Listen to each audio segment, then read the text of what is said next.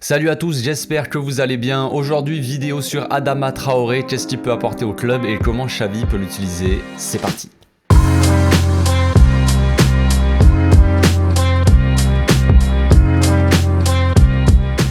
Au passage, n'hésitez pas à vous abonner si vous kiffez mes vidéos les gars, c'est le meilleur moyen de me soutenir et ça fera plaisir à tonton.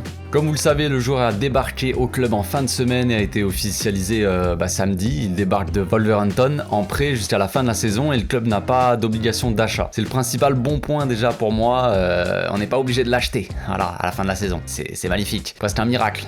S'il y avait eu Bartomeu, on l'aurait acheté 40, 50, 60 millions le gars. Bref, son option d'achat serait fixée autour de 30 millions, même si à ce qui paraît, il y a quelques rumeurs qui disent que l'option n'est pas vraiment fixée, que le Barça pourra peut-être négocier, donc bref. Ça ne m'intéresse pas, on verra bien, j'espère quand même que peu importe ses performances, on le signera pas en fait. Pour moi, c'est pas un joueur qui doit rester sur le long terme, c'est un gars qui est là pour faire le taf en attendant que des joueurs de plus haut standing arrivent quoi. Bref, en tout cas, le gars va pouvoir démarrer directement l'entraînement aujourd'hui avec ses nouveaux collègues, et il sera présenté normalement mercredi. Donc il retrouve plusieurs joueurs qu'il connaît déjà, comme Pedri, Ferran, Busquets et Jordi Alba, avec qui il joue en équipe d'Espagne, et il retrouve même Xavi et Piqué, qu'il a déjà croisé à l'époque où il avait commencé à être appelé avec la A. Il retrouve aussi le Gothwaite avec qui il a joué à Middlesbrough pendant la saison 2017-2018, et quand tu vois ça pique un peu quand même, on va pas se mentir. Donc le joueur a parlé aux médias ce week-end, il a dit je suis de retour, coolesse. Il a remercié le coach, il a dit qu'il était très heureux que Xavi lui fasse confiance et qu'il espère lui rendre cette confiance là sur le terrain. Il a dit aussi qu'il a l'opportunité d'apprendre d'un manager qui est une légende du club et que ça l'aidera à continuer à grandir en tant que joueur. Donc voilà, il est très impatient de commencer. Il a dit le plus important maintenant est de parler avec l'entraîneur pour voir ce qu'il attend de moi. À partir de ce moment-là, je me donnerai à 100%. Il a parlé aussi de son adaptation qui devait être normalement rapide. Il a dit les qualités qui m'ont amené ici sont celles que j'ai toujours eues. Il est évident que j'ai grandi en tant que joueur pendant tout ce temps, mais les gens de l'académie des jeunes savent quelles sont mes qualités. Mon objectif est d'apprendre jour après jour. Je dis toujours qu'un Adama qui n'apprend pas de la veille est un Adama perdu. C'est magnifique, c'est un proverbe japonais.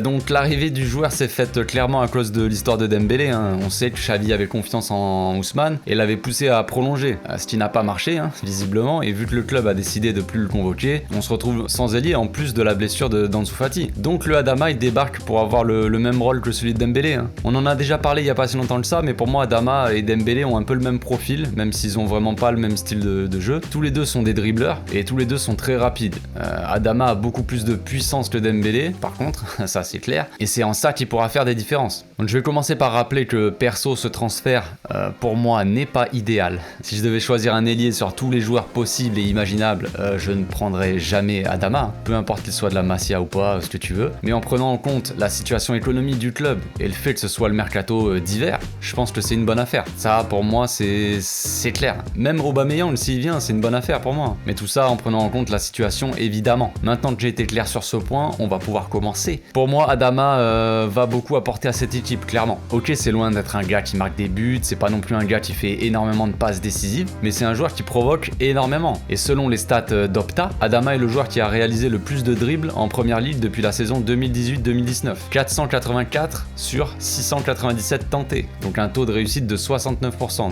Assez élevé, surtout que c'est quand même la première ligue, les gars. Le championnat le plus compliqué du monde. Donc c'est aussi le joueur de première ligue qui a généré le plus d'occasions après un dribble dans la compétition depuis 2018. Donc même s'il a des stats de gardien de but en tant que buteur, ça reste un joueur qui provoque énormément et qui réussit à être le plus performant dans ce domaine, dans le championnat le plus dur d'Europe. Après on peut se dire aussi qu'en Angleterre les équipes mettent pas tous le but devant leur cage comme c'est le cas tous les week-ends contre nous. Mais quand on regarde ce qui nous manque dans l'équipe, c'est clairement un gars qui provoque sur le côté. Quand Dembélé est revenu, on était tous contents parce que le gars est le seul de l'équipe à faire ce qu'il fait. Et depuis qu'il est plus appelé, ça nous manque clairement. Même si je suis totalement d'accord avec le club sur sa situation, mais ça reste un problème sportivement pour nous. Donc avec l'arrivée d'Adama, ce problème est réglé, je pense. Après, ça ne résout toujours pas le problème du numéro 9. Il nous manque toujours un gars qui claque devant. On a pris Ferran Torres pour ça, à ce qui paraît. Mais pour le moment, il a plus joué en tant qu'ailier. Peut-être parce que Dembélé manquait aussi à l'appel. Voilà, on verra bien pour la suite. En tout cas, on a parlé des mauvais stats d'Adama en termes de passes décisives, mais après, il faut voir les attaquants qu'il avait avec lui. Je dis pas ça pour les tailler ou quoi, parce que justement, j'ai jamais vu vraiment un match de Wolverhampton. Donc je dis ça comme ça, mais peut-être que les attaquants n'ont pas vraiment réussi à concrétiser les actions non plus. À vérifier, comme ça, je peux pas vous le dire. Donc maintenant qu'on a vu ce qu'il pouvait apporter à l'équipe, on va parler vite fait de comment on peut jouer avec lui. Je pense que Xavi l'utilisera clairement à un seul poste. En tout cas, principalement celui d'ailier droit. On sait que le gars est pas du genre à jouer sur le côté gauche et revenir dans l'axe et claquer sa lucarne opposée. Ça c'est pas du Adama, ça. Lui, c'est un gars qui va taper des accélérations de footballeurs américains là, et qui va passer en force pour faire des centres. Il fera sûrement des dizaines et des dizaines de centres par match. Il faudra quelqu'un pour être à la réception. Donc pas trop le choix, mais il y aura donc Memphis, qui au final n'est pas vraiment un renard des surfaces, hein, c'est peu de le dire. Luke de Goat, qui peut être bon sur des têtes, voilà, on le sait, mais sur toute la saison, je pense pas que ça soit valable. Et Goatwaite, qui peut jouer en pointe, donc peut-être qu'il a acquis des qualités de buteur, hein, en même temps qu'il a acquis des nouveaux cheveux. Qui sait, je ne sais pas, je peux pas vous dire. Après, si Aubameyang vient, ça fera un gars en plus devant, même si le gars est clairement sur le déclin. Quand il est arrivé à Arsenal au début, il claquait quand même pas mal. Après ça, on verra si ça se fait, mais il aura sûrement moins de mal en Liga qu'en Première Ligue. Mais bon, ça reste à voir. Bref, en conclusion, je dirais que mine de rien, le petit Adama, il pourra apporter énormément à cette équipe.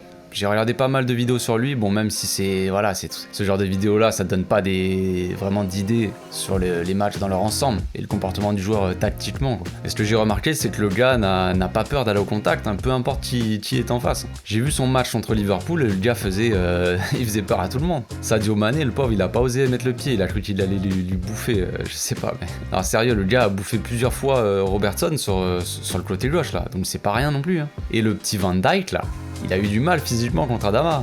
Donc quand je vois ça, je me dis qu'il peut quand même apporter énormément. Même si évidemment c'est pas le transfert parfait, ça reste un bon transfert à mon avis. Un bon bouche-trou, on va dire, on va appeler ça comme ça pour le reste de la saison. Le Barça est à la ramasse cette année.